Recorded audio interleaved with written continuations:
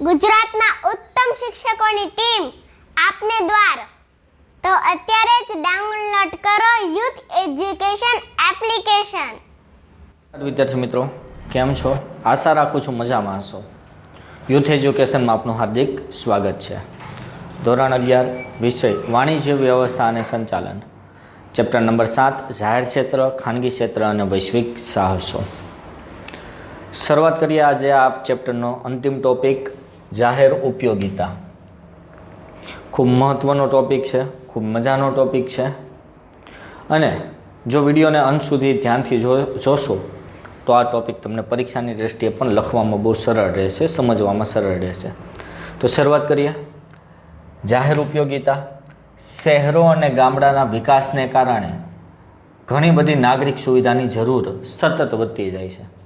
આપણે ખબર છે જેમ જેમ શહેરોનો વિકાસ થતો જાય, જેમ જેમ ગામડાઓનો વિકાસ થતો જાય, એમ ઘણી બધી સુવિધાઓની જરૂરિયાત વધતી જાય છે, જેવી કે ટેલિફોન છે, તાર, ટપાલ, સંદેશા વ્યવહાર, વાહન વ્યવહાર, વીજળી, આવી ઘણી બધી સુવિધાઓની જરૂર વધતી જાય છે. આધુનિક નાગરિક જીવનમાં કેટલીક સેવાઓ અને સુવિધાઓ અનિવાર્ય બનતી જાય છે. આધુનિક નાગરિક જીવનમાં આપણે જોઈએ, આધુનિક રીતે અત્યારે આપણું આધુનિક જીવન છે એમાં ઘણી બધી સુવિધાઓ એવી છે, ઘણી બધી સેવાઓ એવી છે જે ખૂબ અનિવાર્ય બની જાય છે. ફોર એક્ઝામ્પલ વીજળી, એ અનિવાર્ય છે, એના વગર ચાલે એમ જ નથી. પીવાનું પાણી, ગટરની સુવિધા, આ બધી સુવિધાઓ એવી છે કે અનિવાર્ય સુવિધાઓ છે, એના વગર ચાલતું નથી. એક અનિવાર્ય બની ગઈ છે, ફરજિયાત બની ગઈ છે. અને આવી જરૂરિયાતવાળી સેવાઓ અને સુવિધાઓ કાર્યક્ષમ રીતે અને અવિરત એટલે કે સતત પૂરી પાડતા વ્યવસ્થા તંત્રને આપણે જાહેર ઉપયોગિતા કહીએ છીએ. બરાબર છે કે જે સેવાઓ લોકોના જીવન માટે જરૂરી છે, લોકોના જીવન માટે અનિવાર્ય છે, એવી સુવિધાઓ કાર્યક્ષમ રીતે અને અવિરત એટલે કે સતત પૂરી પાડતું જે વ્યવસ્થા તંત્ર છે, જે માળખું છે, એ માળખાને આપણે જાહેર ઉપયોગિતા તરીકે ઓળખીએ છીએ. આપને પરીક્ષામાં પૂછાય જાહેર ઉપયોગિતા એટલે શું, તો યાદ રાખજો કે લોકોની જરૂરિયાતવાળી અથવા લોકોને અનિવાર્ય હોય એવી સેવાઓ અને સુવિધાઓ કાર્યક્ષમ રીતે અને અવિરત પૂરી પાડતા માળખાને અથવા વ્યવસ્થા તંત્રને જાહેર ઉપયોગિતા કહે છે. જાહેર ઉપયોગિતામાં કઈ કઈ સેવાઓ એવી છે કે જે જાહેર ઉપયોગિતાના એકમો પૂરી પાડે છે? પાણી પુરવઠો, એના વગર ચાલવાનું જ નથી. વીજળી, શહેરી મુસાફરી, જે સિટી બસ છે કે જેને આપણે BRTS સુવિધાઓ કહીએ છીએ, શહેરી મુસાફરી માટેની સુવિધા. પછી સંદેશા વ્યવહાર, ગેસ અને ગટરની સુવિધાઓ, આ બધી સુવિધાઓ એવી છે કે જે દરેક નાગરિકોને અનિવાર્ય છે, દરેક નાગરિકો માટે જરૂરી છે. અને આવી સુવિધાઓ કાર્યક્ષમ રીતે અને સતત પૂરી પાડતું તંત્ર એટલે જાહેર ઉપયોગિતા. તો જાહેર ઉપયોગિતાના એકમો કઈ કઈ સુવિધા પૂરી પાડે છે? એક તો પાણી પુરવઠો પૂરો પાડવાની, બીજું વીજળી આપવાની, શહેરી મુસાફરી માટેના વાહનો એટલે કે BRTS કે સિટી બસની સુવિધા, સંદેશા વ્યવહારની સુવિધા, ગેસ અને ગટરની સુવિધા. આ બધી સુવિધાઓ જાહેર ઉપયોગિતાના એકમો પૂરી પાડતા હોય છે.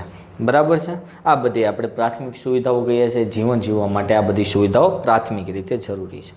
જો આ બધી સુવિધાઓ છે, આ સુવિધાઓની જો ગુણવત્તામાં ઘટાડો થાય તો જાહેર જીવનને અસર પહોંચે છે, લોકોના જીવનને અસર પહોંચે છે. દાખલા તરીકે પાણીની ગુણવત્તા ઘટે, પાણીમાં જો કાંઈ પણ પ્રદૂષણ કે ભેળસેળ થાય, પીવાના પાણીમાં કોઈ પણ જાતનું પ્રદૂષણ ભળી જાય તો લોકોના જીવનને અસર કરશે, લોકો બીમાર પડશે, લોકોનું આરોગ્ય જોખમાશે. આમ આ બધી સુવિધાઓ એવી છે કે જો એની ગુણવત્તામાં ઘટાડો થાય તો લોકોના જીવનને અસર કરે છે. દાખલા તરીકે વીજળી છે, વીજળીની જો સુવિધા તમે ક્યારેક વીજળી હોય, ક્યારેક ન હોય, ક્યારેક પાવર કટ કરી નાખો, ક્યારેક પાવર આપો, આવું કરો તો લોકોના જીવનને અસર કરે, લોકો હેરાન પરેશાન થઈ જાય. આમ આ બધી સુવિધાઓ એવી છે કે જે લોકોના જીવનને અસર કરે છે, લોકોના જીવન ધોરણને અસર કરે છે. એટલે જ સરકારે જાહેર ઉપયોગિતાના એકમને ઇજારાશાહી આપી હતી.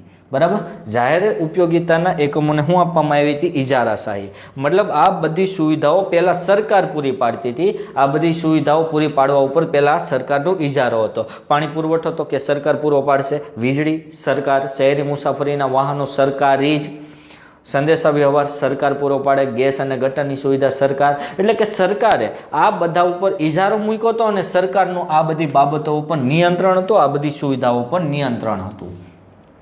બરાબર.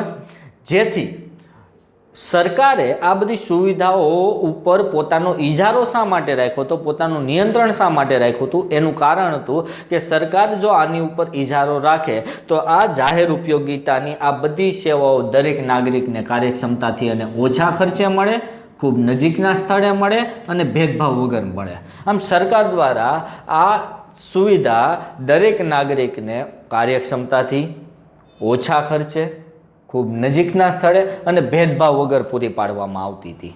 ભેદભાવ વગર પૂરી પાડવામાં આવે છે.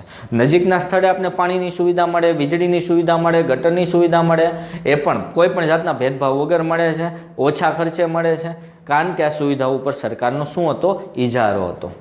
પરંતુ 1991માં ખાનગીકરણ થયું. આપણે બધા જાણીએ છીએ 1991ના જે 3 સુધારા થયા એમાં ખાનગીકરણની વિચારધારા પ્રમાણે હવે આ ક્ષેત્રમાં પણ સ્પર્ધા અનિવાર્ય છે. એમાં શું હતું, સરકારનો ઇજારો હતો, સ્પર્ધા હતી નહીં. અને જ્યારે ઇજારો હોય ત્યારે તમારી કાર્યક્ષમતા ન વધે. આ સુવિધાઓને જો તમારે શ્રેષ્ઠ રીતે પૂરી પાડવી હોય તો તમારી સાથે સ્પર્ધા હોવી અનિવાર્ય છે.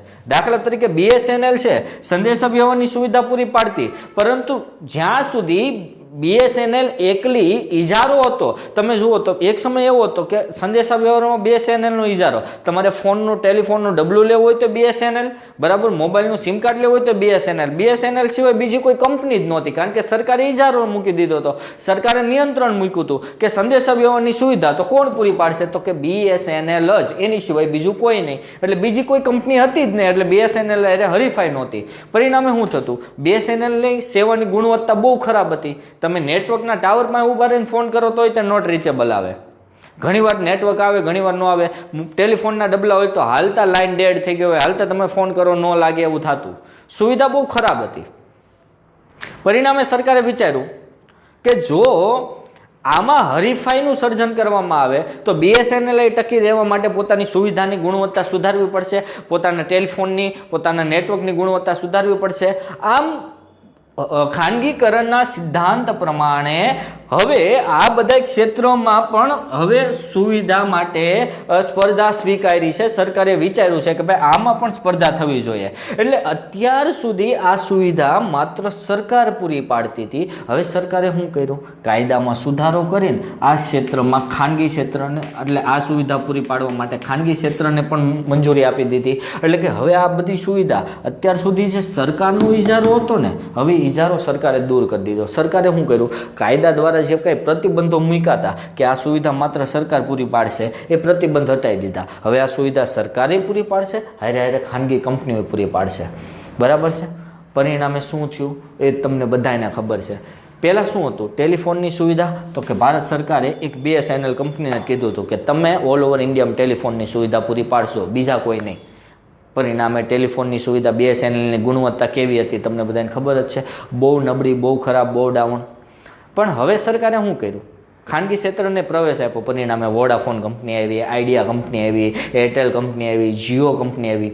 હવે BSNL આ બધા આરે વેરીફાઈ કરવી પડશે, વોડાફોન આરે, આઈડિયા સાથે, એરટેલ સાથે, જીઓ સાથે, અને હરીફાઈ કરવા એને પોતાની સેવાની ગુણવત્તા સુધારવી પડશે, પોતાના સારા નેટવર્ક નાખવા પડશે, ગ્રાહકોને સારી ઓફર આપવી પડશે, સ્કીમ આપવી પડશે. આમ જ્યારે સરકારે આ બધી સુવિધાઓમાં ખાનગી ક્ષેત્રને પ્રવેશ આપ્યો, પરિણામે લોકોને સારી ગુણવત્તાવાળી વસ્તુ કે સેવા મળવા માંડી. બરાબર છે. વીજળી પૂરી પાડવા માટે ટોરેન્ટ કે અદાણી પાવરને સુવિધા આપી તો લોકોને 24 કલાક વીજળી મળવા માંડી. સારું પાણીની સુવિધા પ્રાઇવેટ કંપનીને આપી તો સારું પીવાલાયક પાણી મળવા માંડ્યું. વાહન વ્યવહારની સુવિધા પ્રાઇવેટ કંપનીને આપી તો તમે જુઓ તો પ્રાઇવેટ વાહનો તમે જુઓ બહુ આરામદાયક. આમ લોકોની સુખ સુવિધામાં વધારો થયો. અને બીજું, ખાનગી કંપની સાથે હરીફાઈ કરવા માટે આજે સરકારી કંપનીઓ હતી એને પણ પોતાની ગુણવત્તાના ધોરણો સુધારવા પડ્યા. બરાબર છે. પણ અહીંયા જોજો, ખાનગી કંપનીને પ્રવેશ આપ્યો, આ બધામાં ખાનગી ક્ષેત્રને પ્રવેશ આપ્યો, પણ સાથે સાથે સરકારે એની ઉપર નિયંત્રણ પણ રાખ્યું. પૂરેપૂરો ખાનગી ક્ષેત્રને ઇજારો નથી આપી દીધો, પરંતુ સરકારે આ બાબતો એટલે કે જાહેર ઉપયોગિતાની સેવાઓ ઉપર સરકારે નિયંત્રણ રાખ્યું છે. જેથી ગ્રાહકોને અપેક્ષિત સેવા મળી શકે અને ગ્રાહકોનું શોષણ ન થાય એનું સરકાર ધ્યાન રાખે છે. કારણ કે આ બધી જાહેર ઉપયોગિતાની સેવાઓ એવી છે કે જેના વગર લોકોને ચાલે એમ નથી અને પરિણામે કોઈ લોકોની શું કહેવાય ગરજનો ફાયદો ઉઠાવી અને લોકોનું શોષણ ન કરે એવું લોકોએ સરકાર ધ્યાન રાખે છે. સરકાર એના પર નિયંત્રણ મૂકે છે. દાખલા તરીકે પાણી, વીજળી, વાહન વ્યવહારના સાધનો, સંદેશા વ્યવહારના સાધનો, ગેસ કે ગટર વગર લોકોને ચાલે એમ નથી.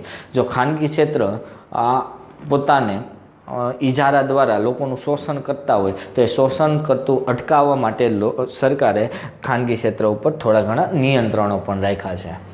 હવે આવી જાહેર ઉપયોગિતાનું સંચાલન કાં તો ગ્રામ પંચાયત, તાલુકા પંચાયત, જિલ્લા પંચાયત, નગરપાલિકા અને મહાનગરપાલિકા દ્વારા થાય છે. પરીક્ષામાં પૂછાય કે જાહેર ઉપયોગિતાની સેવાઓનું સંચાલન કોણ કરે? તો ગ્રામ પંચાયત, તાલુકા પંચાયત, જિલ્લા પંચાયત, નગરપાલિકા અને મહાનગરપાલિકા દ્વારા જાહેર ઉપયોગિતાની સેવાનું સંચાલન થાય છે. હવે રાજ્ય કક્ષાએ કઈ કઈ સુવિધાઓ પૂરી પાડવાનું કામ સોંપવામાં આવ્યું? રાજ્ય કક્ષાએ વાહન વ્યવહારની સુવિધા, વીજળીની સુવિધા અને તબીબી સારવાર રાજ્ય સરકાર સંચાલિત ખાતા, નિગમ કે કંપની દ્વારા પૂરી પાડવામાં આવે છે. આમ રાજ્ય સરકાર કઈ કઈ જાહેર ઉપયોગિતાની સેવા પૂરી પાડે છે? તો કે રાજ્ય સરકાર વાહન વ્યવહારની સુવિધા, વીજળીની સુવિધા અને તબીબી સારવારની સુવિધા રાજ્ય સરકારને પૂરી પાડવાની હોય છે. રાજ્ય સરકારને પૂરી પાડવાની જવાબદારી આપી છે. આ જવાબદારી રાજ્ય સરકાર પોતાના હસ્તકના ખાતા, નિગમ કે કંપની દ્વારા નિભાવતી હોય છે. ફોર એક્ઝામ્પલ ગુજરાતની વાત કરીએ તો ગુજરાતમાં વાહન વ્યવહારની સગવડ GSRTC, Gujarat state road transfer corporation દ્વારા પૂરી પાડવામાં આવે છે, જે એક નિગમ છે. વીજળીની સુવિધા DGVCL GEB, Gujarat electricity board, જેના ભાગ પડી ગયા 5 DGVCL, PGVCL, MGVCL, આ બધી કંપનીઓ દ્વારા પૂરી પાડવામાં આવે છે, જે રાજ્ય સરકાર હસ્તક છે. જ્યારે તબીબી સારવાર તમે જુઓ તો સિવિલ હોસ્પિટલ છે, સ્મીમેર હોસ્પિટલ છે, એના દ્વારા તબીબી સારવાર પૂરી પાડવામાં આવે છે, જે રાજ્ય સરકાર હસ્તકનું એક ખાતું છે. આમ રાજ્ય કક્ષાએ કઈ 3 જાહેર સુવિધાઓ પૂરી પાડવામાં આવે અથવા જાહેર ઉપયોગિતાની સુવિધા પૂરી પાડવામાં આવે? તો 3 સુવિધા: વાહન વ્યવહારની સુવિધા, વીજળીની સુવિધા અને તબીબી સારવારની સુવિધા એ રાજ્ય સરકાર હસ્તકના ખાતાઓ, નિગમ કે કંપની દ્વારા પૂરી પાડવામાં આવે છે. હવે રાષ્ટ્રીય કક્ષાએ એટલે કે કેન્દ્ર સરકાર કઈ કઈ સુવિધા પૂરી પાડે? તો કેન્દ્ર સરકાર અથવા રાષ્ટ્રીય કક્ષાએ વાહન વ્યવહાર, તાર ટપાલ અને ટેલિફોનની સુવિધા એ કેન્દ્ર સરકાર હસ્તકના ખાતા, નિગમ કે કંપની દ્વારા પૂરી પાડવામાં આવે છે. તો કેન્દ્ર સરકાર દ્વારા કઈ સુવિધા પૂરી પાડવામાં આવે? તો વાહન વ્યવહાર, તાર ટપાલ અને ટેલિફોનની સુવિધા કોના દ્વારા? કેન્દ્ર સરકાર હસ્તકના ખાતા, નિગમ અને કંપનીઓ દ્વારા પૂરી પાડવામાં આવે છે. હવે આ જાહેર ઉપયોગિતાનો હેતુ શું છે? તો જાહેર ઉપયોગિતાનો હેતુ જીવન જરૂરી અને જીવન જીવવામાં વધુ સરળતા સર્જે એવી સુવિધાનું સર્જન કરવાનું છે. જે સુવિધાઓ દ્વારા જીવન જીવવામાં સરળતા રહે, જીવન જીવવામાં વધુ સુખ સુવિધાઓનું સર્જન થાય, આવી સુવિધાઓ ઉત્પન્ન કરવી, આવી સેવાઓ ઉત્પન્ન કરવી એ જાહેર ઉપયોગિતાનો મુખ્ય હેતુ છે. બરાબર? અને જાહેર ઉપયોગિતાની સેવાને કારણે જનજીવન સરળ બને છે, લોકોનું જીવન ધોરણ સરળ બને છે, લોકો સરળતાથી પોતાનું જીવન જીવી શકે છે. તો ફરી એકવાર રિપીટ કરું છું એક વસ્તુ: રાજ્ય સરકાર કઈ કઈ સુવિધાઓ પૂરી પાડે? તો કે વાહન વ્યવહાર, વીજળી અને તબીબી સારવાર કોના દ્વારા? તો કે રાજ્ય સરકાર સંચાલિત ખાતા, નિગમ અને કંપની દ્વારા. કેન્દ્ર સરકાર કઈ કઈ સુવિધા પૂરી પાડે? તો કેન્દ્ર સરકાર એ વાહન વ્યવહાર, તાર ટપાલ અને ટેલિફોનની સુવિધા પૂરી પાડે. કોના દ્વારા? તો કેન્દ્ર સરકાર હસ્તકના ખાતા, નિગમ કે કંપનીઓ દ્વારા. જાહેર ઉપયોગિતાની સેવાઓનું સંચાલન કોણ કરે? તો ગ્રામ પંચાયત, તાલુકા પંચાયત, જિલ્લા પંચાયત, નગરપાલિકા અને મહાનગરપાલિકા. બરાબર? જાહેર ઉપયોગિતાની સેવામાં કઈ કઈ સેવાઓનો સમાવેશ થાય? તો પાણી પુરવઠો, વીજળી, શહેરી મુસાફરીના વાહનો, સંદેશા વ્યવહાર, ગેસ અને ગટર, આ બધી સુવિધાઓ. પહેલાં આની ઉપર કોનો ઇજારો હતો? તો કે સરકારનો ઇજારો હતો. બરાબર? હવે ઇજારો કોનો છે? તો હવે ઇજારો સરકારે પોતાનો ઇજારો દૂર કર્યો છે.